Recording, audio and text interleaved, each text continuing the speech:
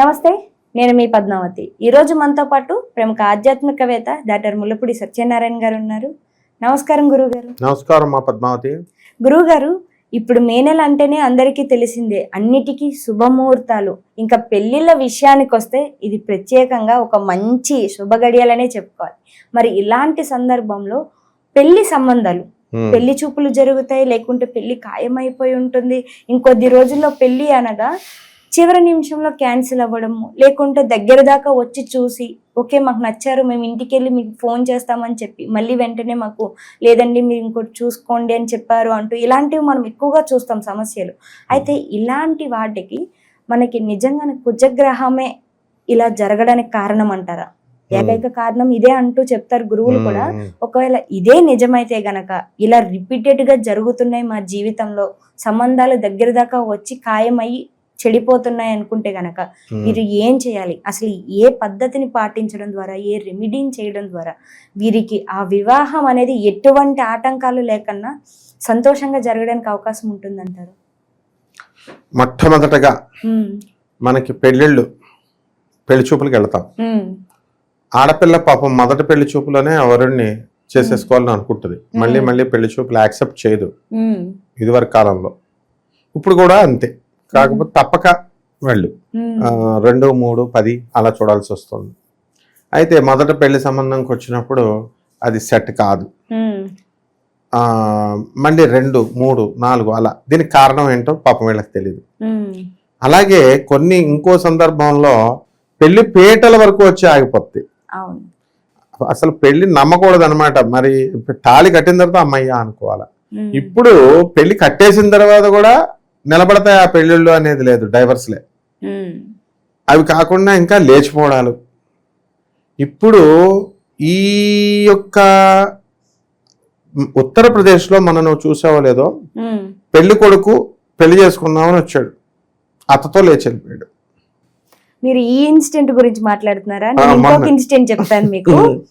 పెళ్లి చూపులు అయ్యాయి, సంబంధం ఖాయం అయ్యింది, పెళ్లికి ఇంకొక నెల రోజులు ఉంది అని అనగా ఈ పెళ్లి కొడుకు పెళ్లి కూతురే, మళ్ళీ ఎవరో కాదు, వీరిద్దరూ ముందు నుంచి ఫోన్ లో మాట్లాడుకోవడం ద్వారా పెళ్లి ముహూర్తం దాకా కూడా వేచి ఉండలేక పారిపోయి పెళ్లి చేసుకున్నారు వారిద్దరు.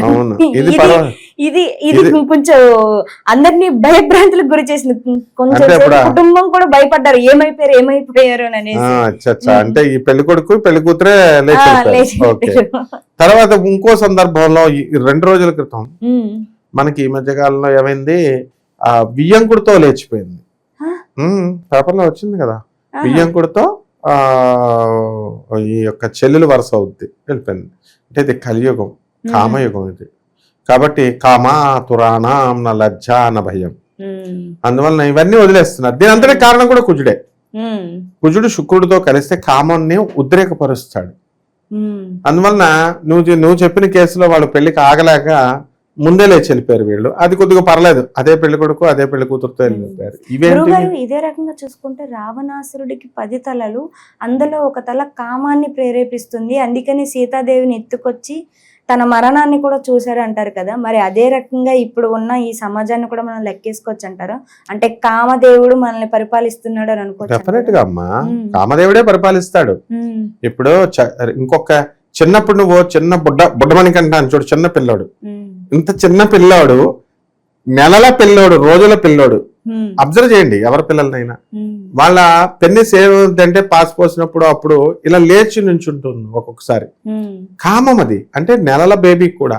అలాగే చనిపోయే ఇంకొక నిమిషంలో చచ్చిపోతాడు అనగా ఒక అందమైన అమ్మాయిని అక్కడ పక్కన నుంచో పెడతాడు. ఆ చచ్చిపోయేవాడు ఎలాగరా బాబు నా గతి ఏంటి, అసలు నేను చచ్చిపోతే ఎముడి దగ్గర ఏం చేస్తాడు నన్ను, నేను చేసిన పాపాలేంటి అని ఆలోచించకుండా ఇలా పిల్లల్ని వదిలేస్తున్నాం అని కొంతమంది ఆలోచిస్తారు. ఏం ఆలోచించకుండా వాడి కళ్ళల్లో ఒక విధమైన లైట్ మెరుపు కనబడుతుంది ఎప్పటికైనా సరే. ఇది మన పెద్దలు నిరూపించారు. చనిపోయే మగాడిని ఆడపిల్లని అక్కడ నుంచో పెట్టి. అంటే కామము అనేటటువంటిది మన ప్రొపెన్సిటీస్ 64 వృత్తుల్లో ఒక గుణాల్లో ఒక గుణం అనమాట మనకి.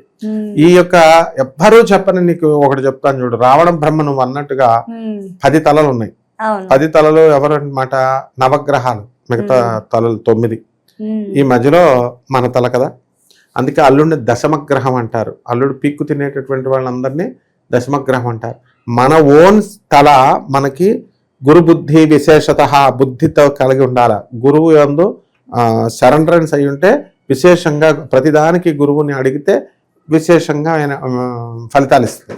ఈ 9 తలలు విషపు తలలు అన్నమాట. ఇవి ఒక్కొక్క రకమైన ఆలోచనలు, 10 రకాల ఆలోచనలు, 9 రకాల ఆలోచనలతో సీతాదేవిని ఎత్తుకెళ్ళిపోయాడు కామంతో. పార్వతీదేవిని అడిగేశాడు ఏకంగా. శివుడు వరమిస్తానంటే అది విష్ణుమాయ వల్ల పార్వతీదేవినే నాకు ఇచ్చేసేయని పట్టుకుపోతాడు.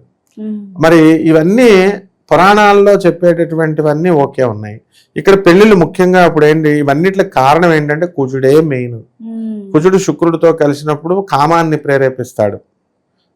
అలాగే కుజుడు మంచి స్థానాల్లో లేడు జాతకాల్లో. 1, 2, 4, 7, 8, 12 స్థానాల్లో ఉన్నాడు. కుజదోషం అంటాం. అవతల వ్యక్తికి అమ్మాయికి కుజదోషం ఉండాలా, అబ్బాయికి కుజదోషం ఉండాలా, ఇద్దరికి బ్యాలెన్స్ అయి ఉండాలా. అంటే ఇప్పుడు 4వ ఇంట్లో ఈ అమ్మాయికి కుజుడు ఉన్నాడు అనుకో, అబ్బాయికి కూడా 4వ ఇంట్లో కుజుడై ఉండాలి. సేమ్ హౌసెస్ ఉండాలి. వీడు తులా లగ్నం అనుకో, 4వ ఇల్లో అది ఇక్కడ మకరం అవుద్ది, ఉచ్చ స్థితిలో ఉన్నాడు. అక్కడ వృశ్చికం అనుకో, కుంభంలో ఉంటాడు కుజుడు, శత్రుక్షేత్రం. ఇలా బ్యాలెన్స్ పవర్ తగ్గిపోద్ది, ఇంటెన్సిటీ అనేది. అంటే ఇద్దరికి సేమ్. వీడికి 40% కుజదోషం అబ్బాయికి ఉంటే అమ్మాయికి కూడా 40% కుజదోషం ఉండాలి. ఉంటేనే అవతల వాళ్ళ పెళ్లి ఇద్దరిది సుఖాంతం అవుతుంది, మంచిగా కాపురం చేస్తారు. అలా అమ్మాయికి ఎక్కువ ఉందనుకో, 90% ఉందనుకో, ఆ అబ్బాయి చచ్చిపోతాడు పెళ్లి కొడుకు. అబ్బాయికి ఎక్కువ ఉందనుకో, 80% ఉందనుకో, అమ్మాయికి 20% ఉందనుకో, అమ్మాయి చచ్చిపోద్ది. అందువల్లనే నువ్వు పెళ్లిళ్ళు అయిన తర్వాత పాపం ఎన్నో ఆశలతో వెళ్ళినటువంటి ఆడపిల్లల్ని నెలలో తిరగకుండానే చంపేశారు భర్తలు, అత్త మామలు అంటారు చూసావా, ఇదే కారణం కుజుడు. అలాగే వీళ్ళకి పెళ్లికి ఇంతే కాదు, ఇంకొక విశేషం చెప్తాను. ఈ బ్యాచీలు కారు కట్టించుకొని పెళ్లిళ్ళకి వెళ్ళిపోతారు, యాక్సిడెంట్ అయిపోయి చచ్చిపోతారు. ఇంకా అక్కడ పెళ్లి అవదు, పెళ్లికి వెళ్తున్న వాళ్ళు ఇక్కడ చచ్చిపోతారు. అంటే పెళ్లి కూతురులోను కానీ పెళ్లి కొడుకులో కానీ కుజదోషం ఉంటే ఈ పెళ్లికి వెళ్ళిన వాళ్ళ మీద కూడా ఎఫెక్ట్ చూపిస్తుంది. మరి వీళ్ళందరూ జాతకాలు చూపించేటప్పుడు వీళ్ళు ఏం చేస్తారు, జ్యోతిష్కుడికి డబ్బులు ఎగ్గొడతారు వీళ్ళు. అంటే కక్కుర్తి అనమాట, కక్కుర్తి బ్రాహ్మడికి ఎవరు. దానివల్ల చూపించుకుంటే వాళ్ళకి దోషాలు తెలుస్తాయి ముందు. అలాగే మంచి పండితులను అడగాల. పాండిత్యం ఉన్నటువంటి వాళ్ళని అడగకుండా తక్కువ రేటుకి 10 రూపాయలకి వస్తుంది కదా అని వాళ్ళు కపట వాళ్ళని అడిగి, చదువురాని వాళ్ళని అడిగి జ్యోతిషం వీళ్ళు చేయించుకుంటే ఇలాగే ఉంటాయి. కాబట్టి దీనికి ఒక రెమెడీ చెప్పిందమ్మా శాస్త్రంలో. ఇలా ఎవరికైనా సరే ఇది చేసుకోవచ్చు. పురాణంలో ఒకటి చెప్తాను. గాంధారి ఉంది, ధృతరాష్ట్రుడు పెళ్లి చేసుకున్నాడు, దుర్యోధనుడు తల్లి. మరి ఆవిడ శకుని ఎందుకు చంపేశాడు, వీళ్ళంతా శకుని ఎందుకు పగబట్టేశాడు, కౌరవులను అందరిని నాశనం చేసేసాడు, వాళ్ళ సొంత మేనమామ అయ్యిండు. గాంధారి వాళ్ళ నాన్న ఇష్టము, ఆ అమ్మాయికి కుజదోషం ఉంది. ఓ పంతులు గారు చెప్పాడు, నాలాంటి వాడు గాడిదకి ఇచ్చి పెళ్లి చేయమన్నాడు. పెళ్లి చేశారు. పెళ్లి చేసిన తర్వాత ఆ దోషం విధవా యోగం ఉంది, అందువలన గాడిదని చంపేయమన్నారు. పెళ్లి చేసేసి చంపేశారు దాన్ని. చంపేసి ఈవిడ విధవా యోగం పోయింది అక్కడతో. అప్పుడు సెకండ్ మ్యారేజ్ ఎవరిని చేశారు, ఇతడు చేశారు, ధృతరాష్ట్రుడిని. ఈ విషయం ఎలాగో దుర్యోధనుడు తెలుసుకున్నాడు. దుర్యోధనుడు తెలుసుకొని ఏం చేశాడు, ఇప్పుడు ఇతన్ని మా నాన్నకి విధవా స్త్రీని చేస్తావా, నువ్వు విధవని చేస్తావా అని తన తల్లి అయినా సరే, అది కలిపురుషుడు కదా, తల్లి సపోర్ట్ చేయకుండా తండ్రిని సపోర్ట్ చేసి విధవని తీసుకొచ్చి మాకు చేస్తావు, నీ సంగతి చెప్తా ఉండని ఆ అమ్మాయి వాళ్ళ గాంధారి వాళ్ళ అన్నదమ్ములను 100 మందిని, తండ్రిని, దుర్యోధను శకుని కూడా 100 మందిలో ఒకడు, అందరినీ లోనేసేసాడు. అన్నం పెట్టేవాడు కాదు, రోజుకు ఒక ముద్ద వేసేవాడు జైల్లో పడేసి. వాళ్ళు ఏం చేశారు, వాళ్ళు వీడికంటే తెలివైన వాళ్ళు.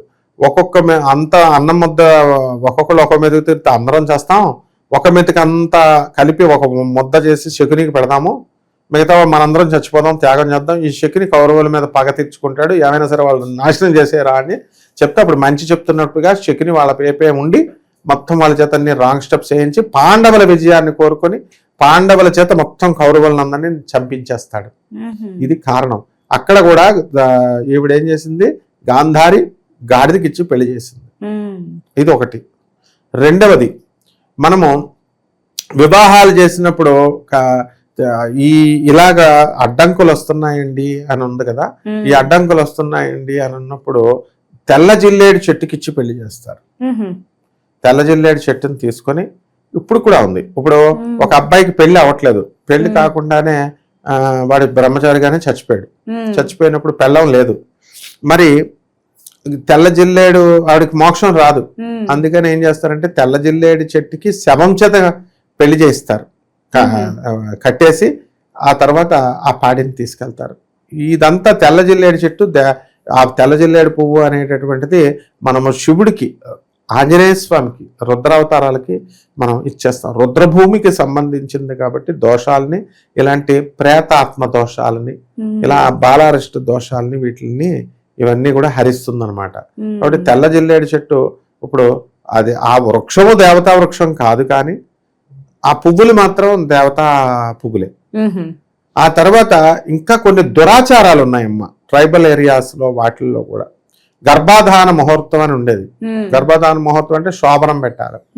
పూర్వకాలంలో బ్రాహ్మడు గర్భాధాన ముహూర్తం పెట్టి బ్రాహ్మడు లోపలికి వెళ్ళి ఆ పెళ్లి కూతురుతో ఆయన కలిసి వచ్చిన తర్వాత బయటకు వచ్చి పెళ్లి కొడుకుని పంపించేవారు. ఉంది, ఇలాంటి దురాచారాలు చాలా ఉన్నాయి. ఇప్పుడు ప్రెసెంట్ కూడా ట్రెండింగ్ నడుస్తుంది. విశాఖపట్నంలో కావలసి వెళ్ళి వాకప్ చేసుకోండి. మా చాకలి కులానికి సంబంధించినటువంటి వ్యక్తులు చల్లదనం అని మామూలుగా బూరె గారె ఇలాంటివన్నీ బట్టలు అన్ని ఇస్తా ఉంటారు. కావలసి ఇప్పుడు ప్రెసెంట్ నడుస్తుంది ఈ 2025 సంవత్సరంలో. ఇప్పుడు నడుస్తుంది. ఆ చాకలి దగ్గర, ఇంటి చాకలి దగ్గర పడుకుంటే చలవ అని చెప్పేసి ఈ వీళ్ళకి దోషాలు పోతాయని చెప్పి మొత్తం చాలా దురాచారంగా అలా నడుస్తున్నాయి. అంటే ఈ కాలాన్ని బట్టి అలాగా జరుగుతూ ఉంటాయి. ఇంకొక దురాచారం చెప్తారు. ఇప్పుడు ఒరిస్సాలో మాకు తెలిసినటువంటి ఓ పంతులు గారు పెళ్లి చేయడానికి వెళ్ళాడు. పెళ్లి చేసిన తర్వాత పెళ్లి అయిపోయింది. ఆశీర్వదించండి ఆశీర్వదించండి అంటున్నారంట. ఆశీర్వదించమంటే వీళ్ళు అక్షతలు వేస్తున్నానంటే పూజారి. నేను పేర్లతో సహా చెప్తున్నాను. ఆ పెళ్లి చేయించిన వ్యక్తి తురుక్కావల్లూరు వేణుగోపాల్ బోయినపల్లిలో ఉంటాడు, బాపూజీ నగర్ లో. పెళ్లికి కస్టమర్ని పంపించి ఆ క్లయింట్ ఏమో యాప్రాల్ శ్రీనివాస్, యాప్రాల్లో ఉంటాడు ఆంజనేయ స్వామి గుళ్ళో. ఇప్పుడు కూడా ఉన్నారు వాళ్ళు. అప్పుడు వెళ్ళి పెళ్లి చేస్తుంటే వాళ్ళు ఆశీర్వదించమంటే మా వేణుగోపాల్ అక్షతలు వేస్తున్నాడంట.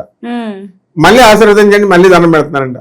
ఇలా ఎన్నిసార్లు అక్షతలు వేసినా ఇదేంటి ఒరిస్సాలో ఆశీర్వదించాలా ఏంటి ఇల్లు అని రకరకాలుగా ఎంత చెప్పినా మళ్ళీ ఆశీర్వదించండి అంటే లాస్ట్ కి ఈయన ఏం చేశాడు, కాంట్రాక్ట్ ఇచ్చినటువంటి ఆయనకి ఫోన్ చేసి, యాప్రాల్ సీన్కి ఫోన్ చేసి, ఏంటి యాప్రాల్ సీను ఇలాగా అంటే ఆశీర్వదించడం అంటే అలా కాదన్నా, వాళ్ళు ట్రైబల్స్, ఒరిస్సాలో ట్రైబల్స్ ఇంటీరియర్ పార్ట్స్, అందువల్ల వాళ్ళ ఆ పెళ్లి కూతురు యొక్క స్థానాలను ముట్టుకోవాలా నువ్వు, అది ఆశీర్వాదము అంటే.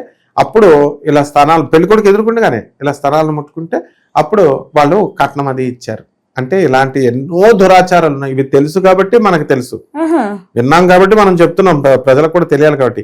ఇవన్నీ దురాచారాలు, ఇలాంటివన్నీ వద్దని చెప్తున్నాం మనం. దీంట్లో ఉన్న ఉద్దేశం అలాంటి వాటిలోనే ఈ గాడిద పెళ్లి చేసేటటువంటి గాంధారి, ఇవన్నీ కూడా అన్నమాట. ఇంకా రకాలు ఉన్నాయి, చాలా రకాలు ఉన్నాయి. కాబట్టి నువ్వు అడిగిన ప్రశ్నకి ఇది రిస్క్ లేనిది, ఎవరికి హాని లేనిది.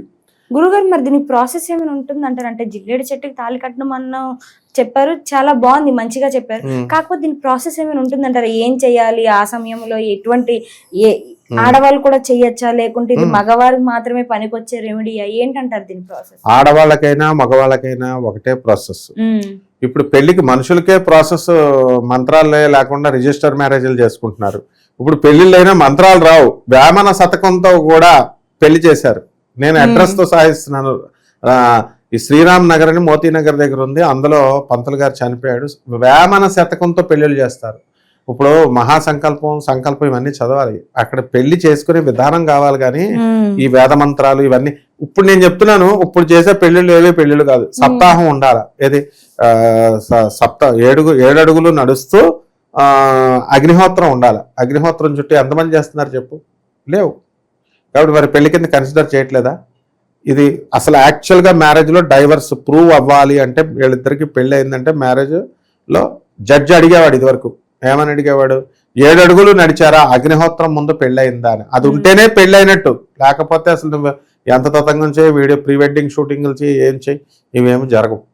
కాబట్టి దీనికి ప్రాసెస్ ఏముందమ్మా, మామూలు పెళ్ళే. ఇప్పుడు బాసికలు కడతారు అబ్బాయికి, ఆ చెట్టు కూడా కడతారు.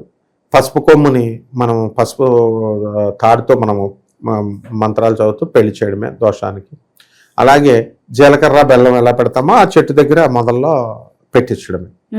దీనికి ఆల్టర్నేటివ్స్ గా మనం చాలా రెమెడీస్ చెప్పాం. మనం ఏంటంటే రాధాకృష్ణుల కళ్యాణం, సీతారాముల కళ్యాణం, ఉమ్, ఆ తర్వాత ఈ యొక్క కాత్యాయని వ్రతం, ఇవన్నీ ఒకటే టైప్ కేటగిరీ. ఉమ్, కాబట్టి జిల్లేడు చెట్టు అనేటటువంటి కళ్యాణం పూర్వకాలం నుంచి ఉంది. ఉమ్, అలా చేసుకున్నటువంటి వాళ్ళకి, వివాహాలు కానటువంటి వాళ్ళకి కుజదోషాలు హరిస్తుంది అది. ఉమ్, అందువల్లనే చూడు జిల్లేడు, ఇప్పుడు ఈ ఈ పువ్వు ఏదన్నా మనము గోల్డ్ అవి నెప్పడుతున్నప్పుడు జిల్లేడు పువ్వు పెడితే పాయిజన్ అయితే అది లాగేస్తుంది పాయిజన్ ని. ఆ శక్తి ఉంటుంది.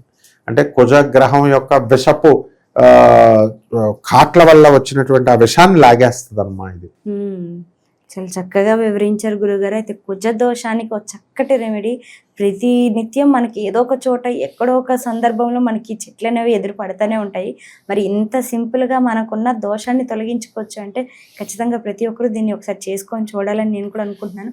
అండ్ మీరు కూడా ఇంత చక్కగా వివరించినందుకు ప్రతిదీ కూడా ధన్యవాదాలు గురుగారు. ధన్యవాదాలమ్మా.